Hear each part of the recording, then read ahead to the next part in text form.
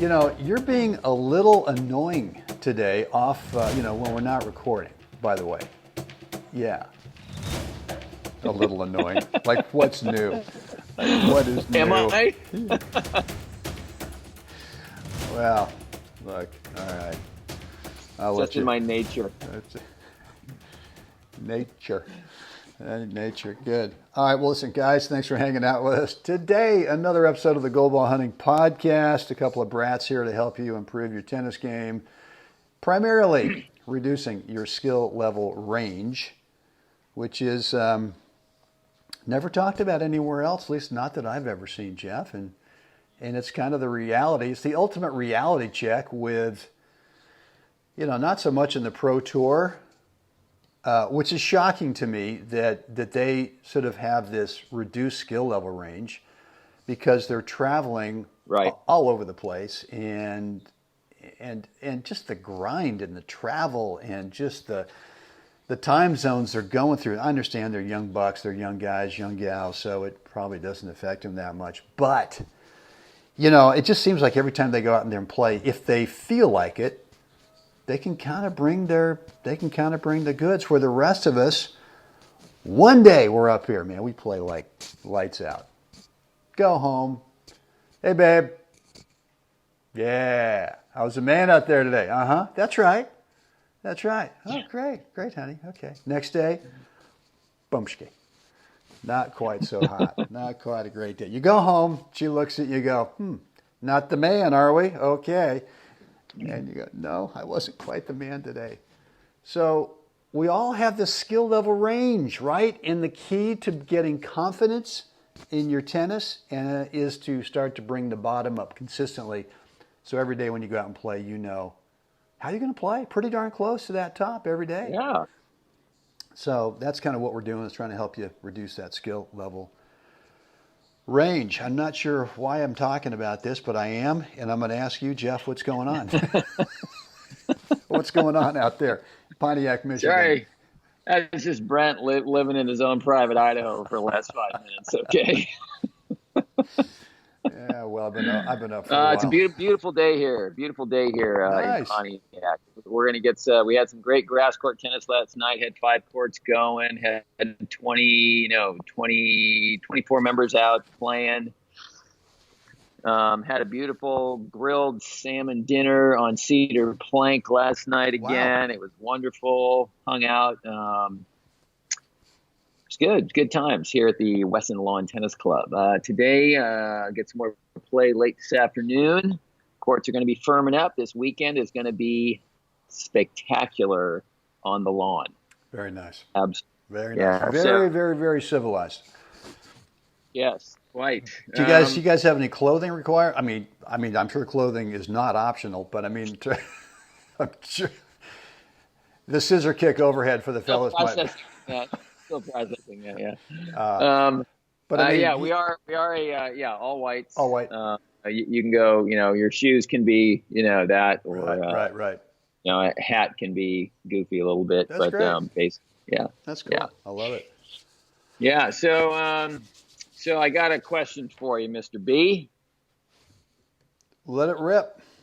Let her rip. Yeah. And I think the question is, in my mind, kind of stems out of a blind spot for players, not seeing maybe the whole picture, but I'll let you elaborate on it. And that is, there's lots of talk, the all-court player, and you've talked, a lot about it, with your experience with Tom Stowe and understanding what that is. But I think there's limited vision about the full package of what that actually means. So in your own words, Brent Abel, tell me, give me a definition for what an all-court player actually is.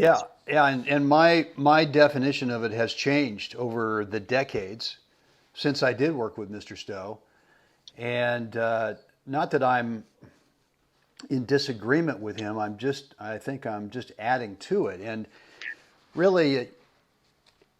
When I first worked with Mr. Stowe in the 80s, he was talking about the all-court forcing game. And I think all-court player sort of has been kind of a reduced terminology for it. But the real definition that Mr. Stowe came up with, the all-court forcing game, is that you need to be able to force your opponent basically to have to pass you. Is really if you kind of boil it down. It was are you the type of player that could serve and volley and play a volley and force your opponent to have to pass you? Are you the kind of player that could either serve and stay back or return and stay back and have such heavy ground strokes that you could force your opponent into a short ball that you could approach on and force them to pass you? So basically it was you being able to force your opponent to essentially pass you, and yet you had to be able to start doing that from all parts of the court, right? Whether it's from the baseline Right. or whether it was approaching and coming in. And so I embraced that with, okay, here we go, Mr. Stowe. I'm just going to be Mr. Helter Skelter. I'm just, I'm going to crash the boards. I'm coming in on everything. And because I did not have, at least I didn't think I had enough time with him. It was right before he passed away when I had a chance to work with him. And I really, the only part I really got from him was the serve, was the approach shot, was the volley. I mean, those were kind of the three essential things I got from him. Right. I didn't really get the big, heavy groundies that he worked with Don Budge on back when Budge Right. won the Grand Slam in 38. Right. And Budge was not, he was not primarily a serve and volley guy. Budge was a baseline guy that if you left anything short, and that was, anything was pretty darn close to his baseline.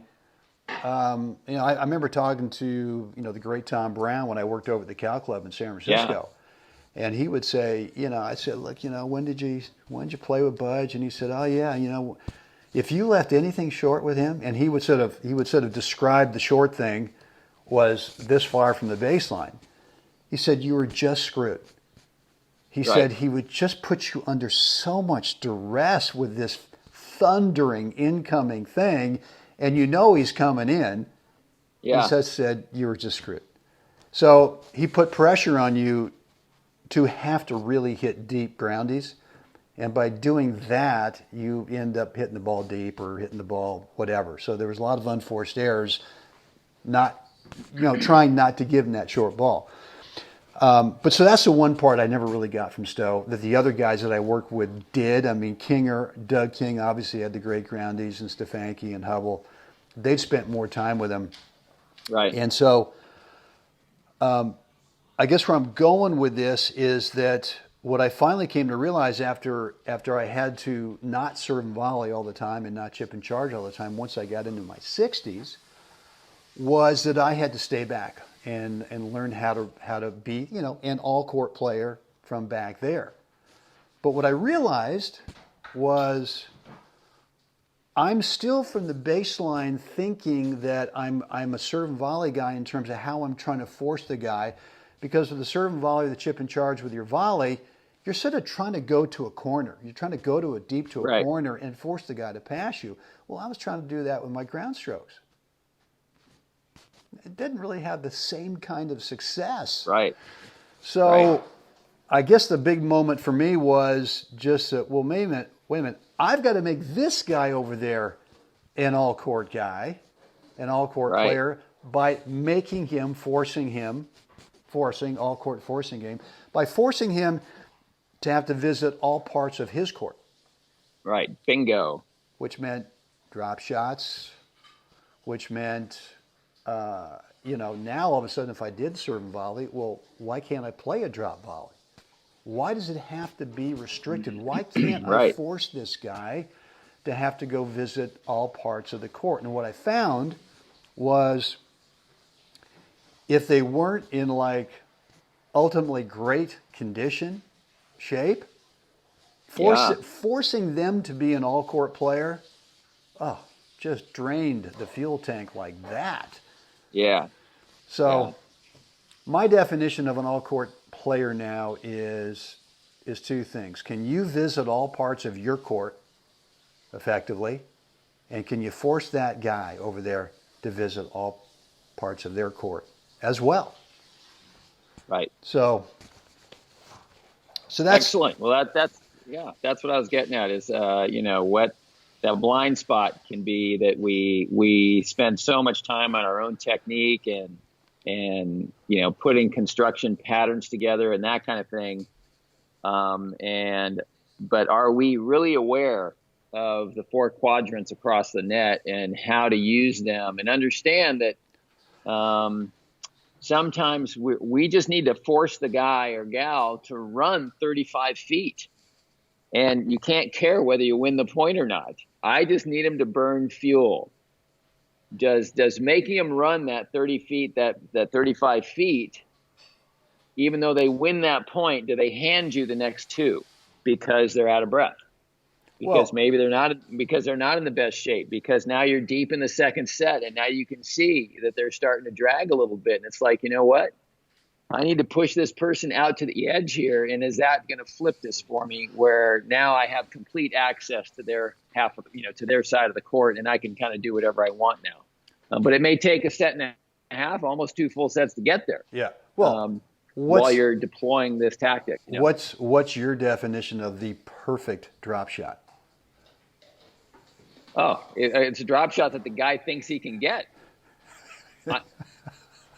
I mean, I want the guy to run the 35 feet. That's the whole point. That's right. I mean, it's really great for the highlight reel to come up with the fed slash, and it bounces and almost comes back over the net, and and everybody just stands there with their jaw down. Well, that's cool, but the guy didn't get out of the starting gate, out of the starting blocks, and I like it when the guy thinks he can get there, and he uses up at least the energy to get out of the starting gate and maybe 2 steps, because that's adrenaline, and that's that rush right there, and that burns a lot of fuel, that initial jump out of the gate. So I like that.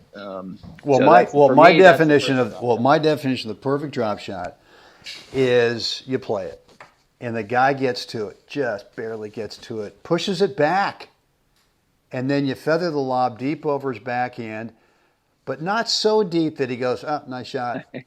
He goes right. He goes back, and he's struggling. He tries to make a thing at it, and with a high backhand volley, and he plops it back to you. Yep. And he's still recovering 2 or 3 steps because he's just been almost diving for the ball. Right. And then you play another little dropper, and then he goes, forget it. Right.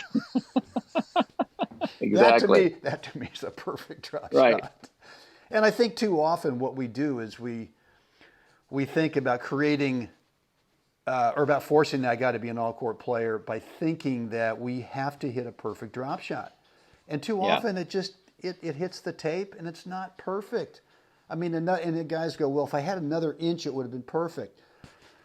Yes, you would have hit a winner. But look, man, don't think of that. Force the guy to visit that part of the court, and you might lose a couple, okay, but you'll probably lose less of those than if you're trying to just hit the perfect one to where it just barely makes it over.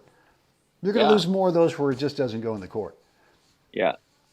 So, all right, well, listen, good. The all-court player, the all-court forcing game. Yeah. Well, guys, hope you got something out of today's Gold Ball Hunting Podcast, episode number 212. And as I said in the beginning, Jeff and I are offering a free 15-minute, 10, 15 minutes, depending on how verbose you are or how verbose we are. Maybe how much caffeine Jeff's had. It could extend a little bit, but we want to help you really pinpoint the one thing in your game that if we could help you identify it and you took a week, 2 weeks, 4 weeks to really, really dig deep on it and focus on it, you might start getting the result you want, whether it's singles or doubles. To get onto that free private coaching call, just go to goldballhunting.com, drop in a first name and email address, click the button, and you'll get access to our online calendar scheduler where you can pick a date and time that works best for you. Jeff, it is time. What do we want the fine folks to do? Like us, share us, please subscribe. Let us know what you think down below.